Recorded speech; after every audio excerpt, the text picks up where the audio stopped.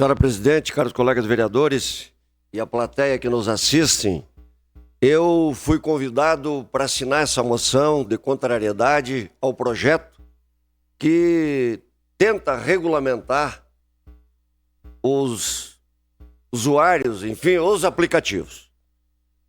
Eu lembro que quando eu fiquei sabendo, convivendo com o surgimento do Uber no passado, eu aplaudi.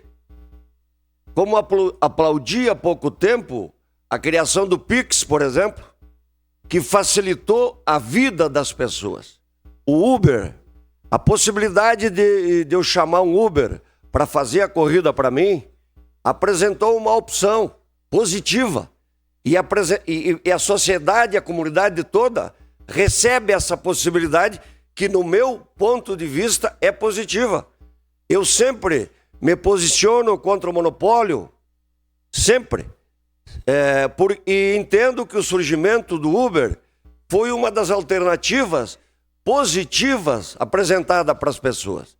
Então, esse é um dos aspectos por que eu assinei esta moção.